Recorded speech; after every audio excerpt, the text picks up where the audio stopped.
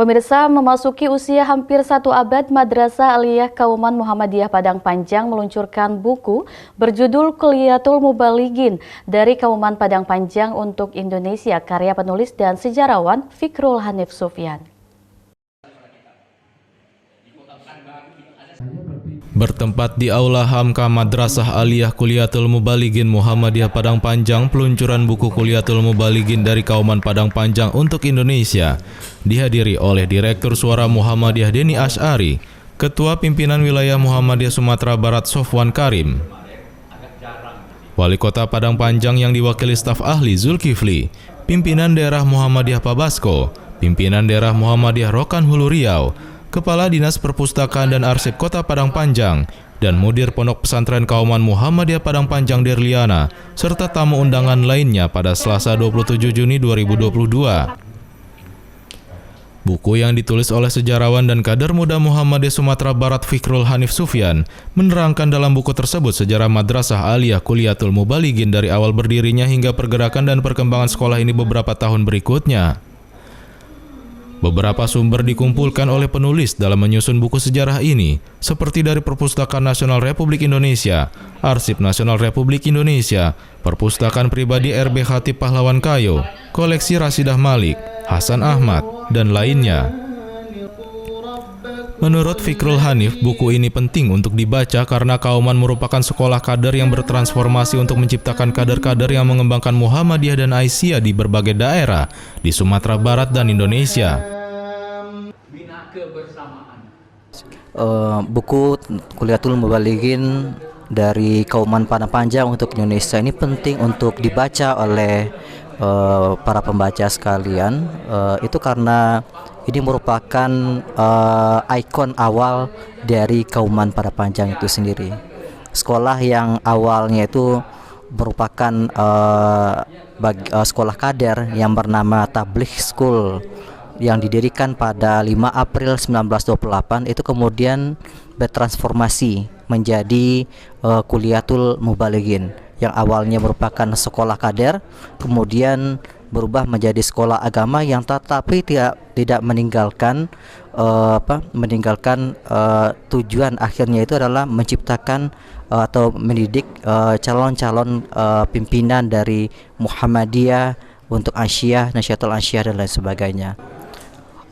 Untuk pengumpulan bahan sendiri itu memang ada yang diberikan oleh Mudir Pontren Kauman Muhammadiyah Padang Panjang oleh Uni Derliana, tapi juga ada juga saya temukan waktu itu di Perpustakaan Nasional, kemudian ada juga di Arsip Nasional, kemudian juga ada di DKIT Leiden, dan juga ada sebagian juga yang saya temukan itu dari arsip-arsip pribadi yang dimiliki oleh tokoh-tokoh Muhammadiyah. Artinya memang inilah yang kemudian menjadi sumber pijakan ketika saya mencoba untuk mengurai kembali dan menarasikan kembali tentang keberadaan dari Kulliyatul Mubalighin Muhammadiyah Padang Panjang ini. Peluncuran buku ini ditandai dengan penyerahan buku oleh Direktur Suara Muhammadiyah Deni Asy'ari kepada Ketua Pimpinan Wilayah Muhammadiyah Sumatera Barat, Wali Kota Padang Panjang, Mudir Pondok Pesantren Kauman, dan Ketua PDM Pabasko. Deni Asy'ari menilai buku ini mempunyai keterkaitan dengan Persyarikatan Muhammadiyah dalam konteks pertumbuhan dan perkembangan Muhammadiyah awal. Deni juga menilai buku ini sangat penting untuk menjadi inspirasi, khususnya di Sumatera Barat, di mana Kauman menjadi embrio awal gerakan pemikiran Muhammadiyah di Sumatera Barat.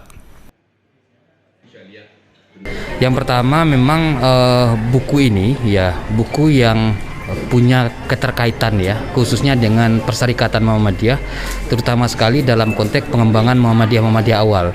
Dan buku ini tentang Kulliyatul Mubalighin ini kan memang hadir kalau kita baca sejarahnya beririsan atau berbarengan dengan pertumbuhan dan perkembangan Muhammadiyah awal ketika memang terjadi gerakan pembaharuan Muhammadiyah, dan pada saat itu juga muncullah kampus ini. Nah, maka kemudian Suara Muhammadiyah berpikir bahwa buku ini sangat penting menjadi inspirasi khususnya di wilayah di tanah air kita dan berkhusus di Sumatera Barat ini, bahwa Kauman, Pondok Pesantren Kauman Padang Panjang ini menjadi embrio awal sebenarnya untuk gerakan pemikiran pembaharuan itu gitu ya.